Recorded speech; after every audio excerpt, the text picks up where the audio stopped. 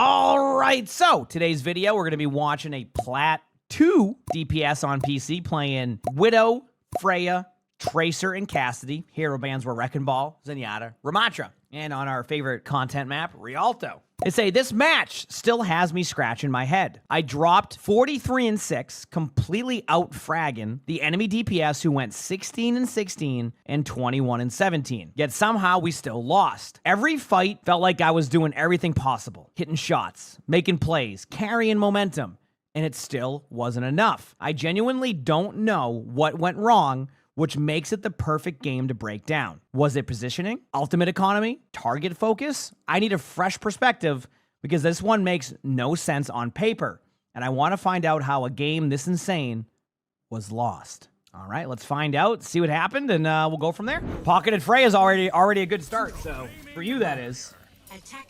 Coming live? Hey, I stream every day. Well, not every day, but oh, nice start. This is totally fine. So far, so good. I forgot how good Freya is, especially when pocketed. It's like ridiculous.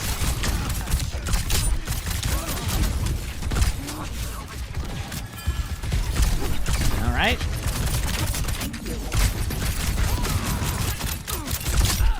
So far everything seems fine. Obviously you end up losing the game, you say.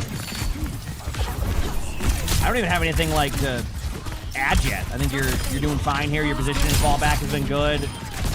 You helped heal back. You did a bunch of damage. You are hitting your shots. So far, so good. I don't think there's any, like, huge issue here. You said, let's see who will fall off the map first. Well, there you go. So there you go. Welcome to Rialto. Yeah, I mean, yeah, someone's always going to go off the map in Rialto. It's just a thing, right? Okay, the Junkrat is now swapped to Sojourn. So far, I don't have anything I can even add yet because, like, you're playing well so far. Now, my concern, I'm going to wait for it to happen because I know it's going to happen.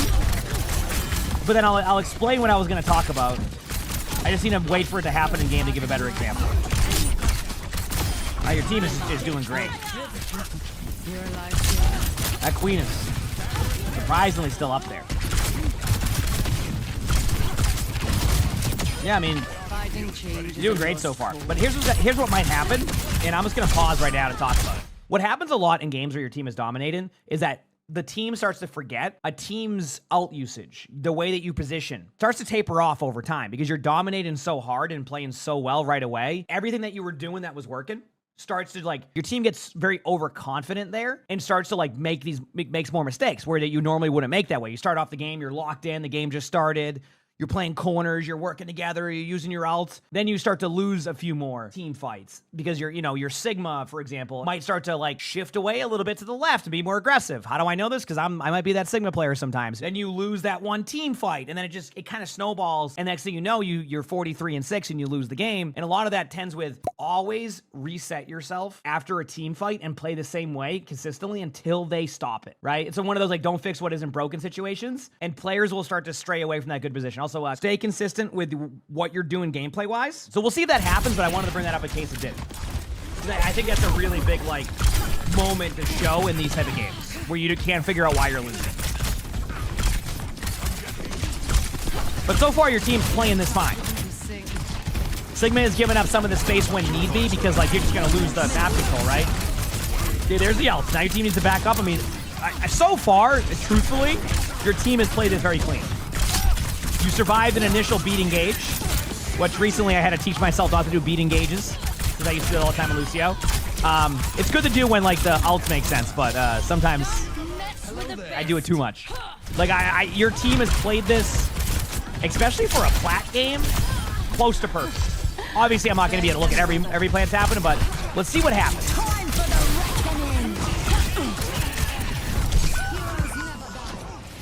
Okay, so what happened here?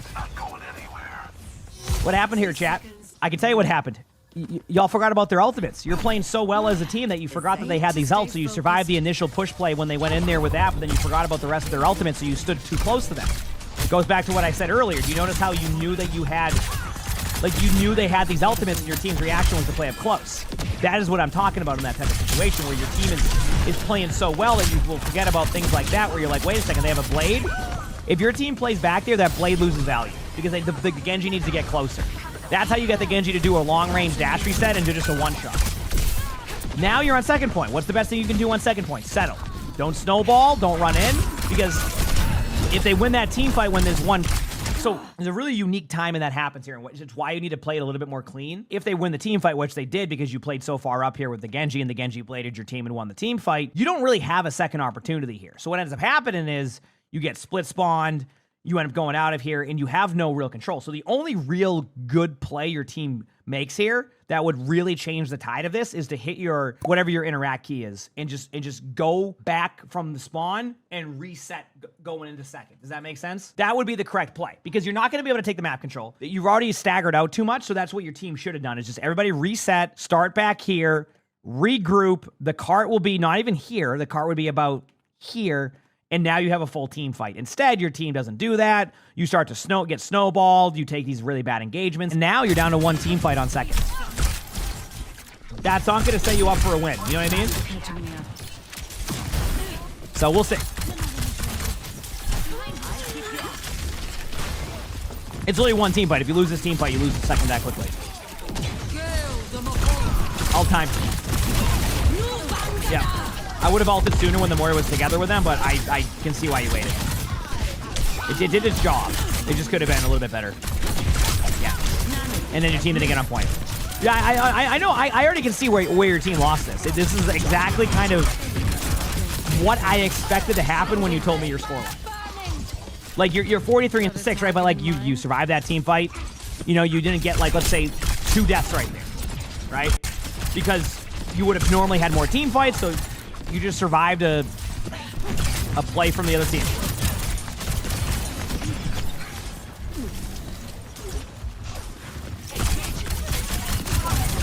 Good damage output.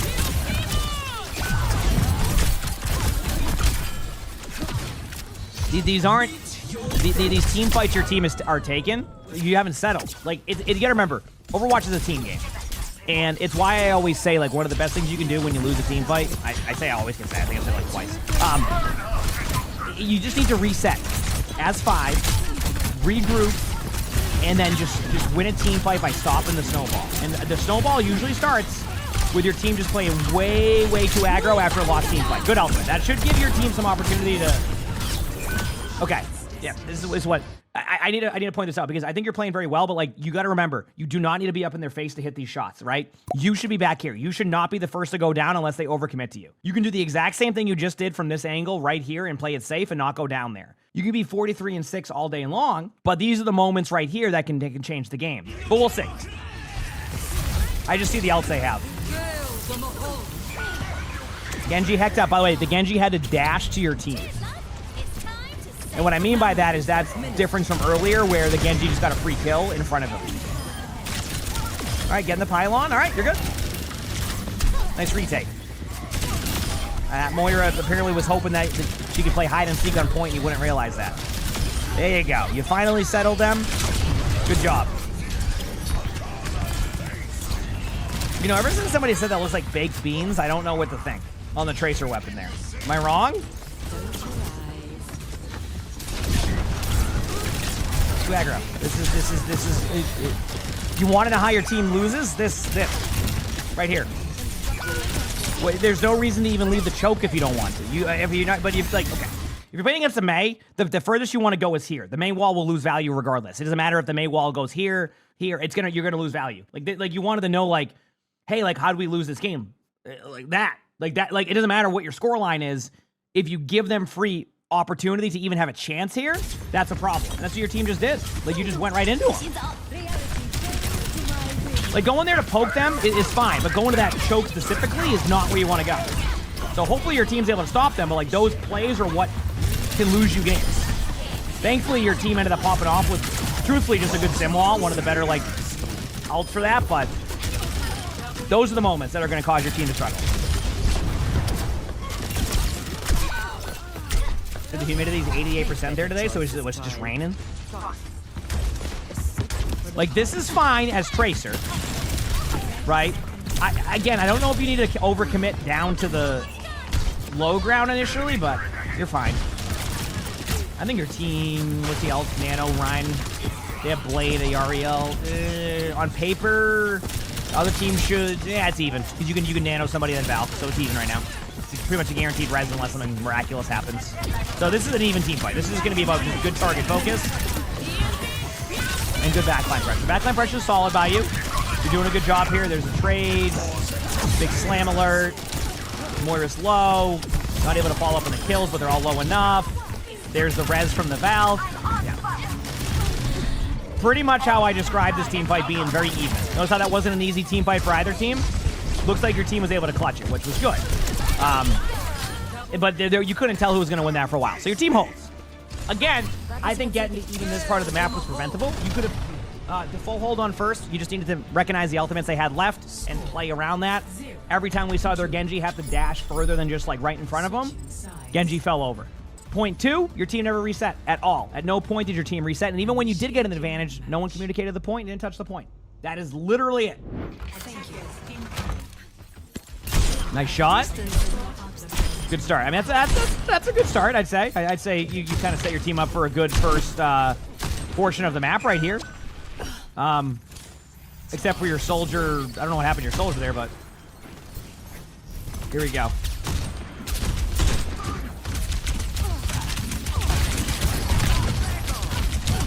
This is a good thing they're going for you. Nice shots.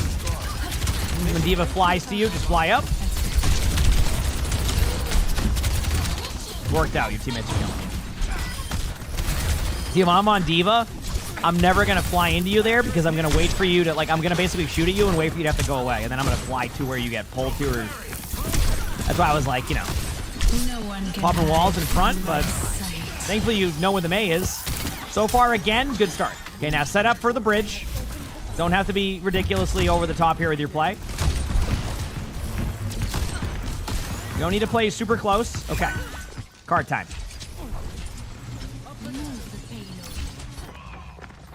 See, coming from somebody who, and this is not an over-exaggeration, actually, I'll just show it. Actually, well, I'll wait a second on it. I have 1,400 hours on the objectives. I feel my teammates aren't pushing the cart, and then rather than use map control, I have to go back and be the one to push the cart. Nice shot. Yep. But yeah, so far so good. Good job backing up, not playing up in their face. Your team got slowed down a little bit. This goes back to the cart situation where you had a good thing and your team decided that they were just going to get off the cart and expect the Widow to push the cart. You wide peaked a little bit too hard there, but I think that's okay. Up in the air. Good shots though. Good aim. So far so good. I think your team. I think you're going to run into an issue where your team's going to get too aggressive after you win a team fight. You're going to end up losing 2 minutes of time on second point. That's going to take a bit to try to get through third. Because this is the classic Rialto thing that happens is, oh, nice shot. Good early pick. That was good. Yes, it's PC. I did like that though. Good.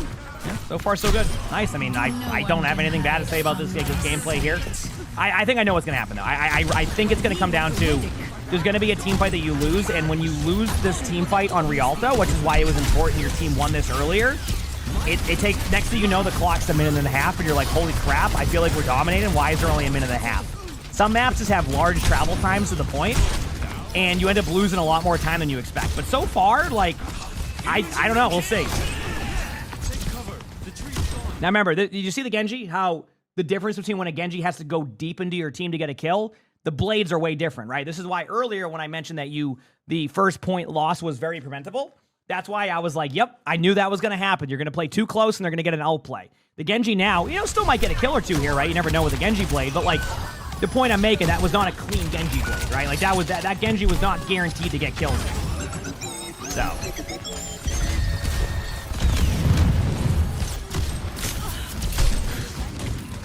Okay, so that was just an even team fight. You can't really push in there.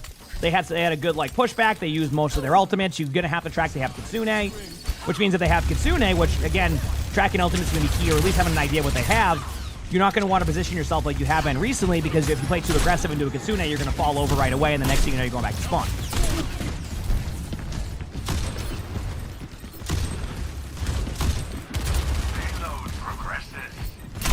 Nice shot. Position is totally fine for this Kitsune, so I'm happy with where you position.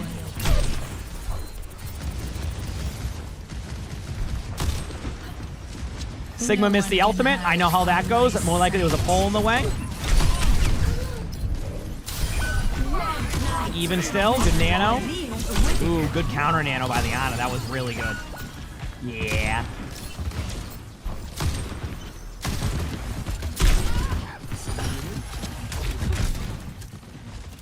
Yep. This is a really good defense so far. They're playing back. This is very smart by the other team. All right. Oop, oop. All right. So now I'm going to pause for a second. All right. And I'm going to pause this for a reason. So you feel like you've been dominating. You feel like it's been going well. You've had map control. Everything's going well. How much time's on the clock, chat? Minute 30. Just like that. I'm telling you, second point goes like this somehow. Look how far away you have to go. Like, think about what the team has had to do for this Widow to get back every time. Look at all the way across. It just takes forever. So, like, you've been at a standstill. Your team is getting kills. Their team is getting kills. And this is what happens. A well-positioned Rialto game, this is what happens. You get stuck right here. You know that corner at second point, Kings Row? It's very common to get stuck right at the end of second point if, like, the teams are both playing well. This is very similar to that. Same kind of, like, L-shape, like, map control. So, like, this is why you lose a lot of time here, is because if they just position well and don't give free kills and you just end up in these, like, constant 3v3s, the spawn for the defenders is right here. Your spawn is all the way over here. This comes down to good teamwork, taking advantage of when, you know, you have the numbers advantage, and sometimes maybe even going for a more aggressive angle. You know, maybe there's a world where you go for, like, some ridiculously aggressive angle like this and see what it does. I'm not joking. And I'm not suggesting to do this all the time. But if you get stuck in, like, a standstill and, like, it's not working in that 50-50, sometimes you need to go for the 30-70 play here. Your shots are hidden. Maybe as your Sigma pushes up, you do a little bit of, like, a fun angle and go for a kill. Do you see what I mean, chat? Do you see why I would say, like, this is your moment to take an aggressive angle? You're just stuck here waiting for somebody to make a mistake on their team. But what if their position is just solid enough? Like, what if, like, yes, mechanically, they may not match up a limb-wise to you with your 43-6 at the end of the game. This is why I talk about if you can position yourself, even if somebody's dominating, you're going to have to force them to make an aggressive play. And so far, they are. I mean, look at you. Like, you're just staring at a wall, hoping that one of them will, like, be out of position here, right? But you need that Bastion, but the Bastion's making it hard for you there. And now you're back to square one. You're back in the same exact spot you've been for the past 2 minutes. I talk about this all the time. Playmaker mode. Yes, you have 43 limbs. And yes, it's probably frustrating. I can't disagree. Right?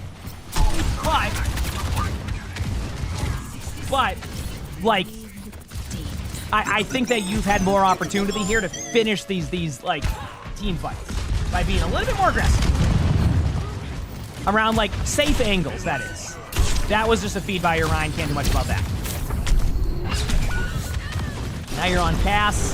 This is the first time you've gone down as Widow that whole time. I think you're there for 4 minutes. But that's why eventually you need to take that aggressive angle. We are waiting on them to make a mistake, and honestly, from a teamwork point of view, their team has played very clean.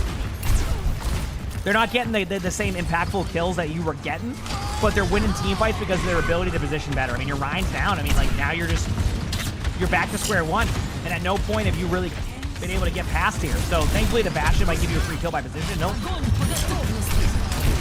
Yep. Nice kill.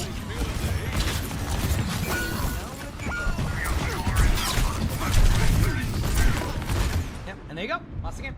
Yeah, listen, that clearly is a frustrating game in the sense of, like, you had a really good scoreline and you should have won that game. But I do think, like, there's this credit to the other team here. I honestly feel like their defense on third really challenged you to have to go and be more aggressive with your play. And honestly, you just didn't. An Overwatch game can evolve from the minute 1 to minute 20 in that game. Things that work in minute 1 may not work in minute 20. One of the cool parts about Overwatch is trying to solve how do you adjust your gameplay if what you're doing doesn't necessarily work. I do want to reiterate about teamwork. Remember when you had to push the cart? While their team is playing together and playing angles and really working as a core, even though they're not getting as many limbs, when that objective needed to be pushed, that objective was pushed. What happened on your team? They forced you to go back on Widow to go on the cart where you could have held that sight line. Next thing you know, that's 5.5 minutes. You've tilted the other team. And now you just win the game purely because of that, right? Instead, your team forces you to go cart. They go up and basically give up about a minute of clock time. That's an extra minute you have here. Second point, they just played well. They knew they didn't have to overextend. They played corners. They did all this stuff. You were never willing to go take that risk-reward play. My play style is a little bit safer sometimes too. I get it. But sometimes you'll want to, if I'm playing DPS, for example, something like you would hear me say is, okay, I need to be a playmaker. I need to be a playmaker. Once you stop being a playmaker, the game slowed down and your team just basically lost. So you kind of help get your team to the situation where it's very winnable, but at the same time, when you need it to be more aggressive, again, going back to like an example of like this angle, while this is very risky, when your team's moving up, this could be a game changer because I watched you hit shots like right here. Like you're just like next to the Yana hitting shots. So you can see what I'm saying with the point? You played well, but there was a teamwork aspect that was missing here and a couple of playmaking and capabilities out of you that you just missed towards the end of this game that I think would have possibly shifted it in your favor. So anyway, hope that was helpful. Hope that gave you a better understanding of why your team lost this game. And hopefully you're able to apply that in the future. You got this. Absolutely got this. Like the video, hit the like button. Subscribe to the YouTube if you haven't. Leave a comment. All of it helps. If you want to submit stuff, my Discord, that's where you do it. If you haven't watched my videos, got another one popping up right here. Click the thing. It's a good one. Hope you have an amazing day/night.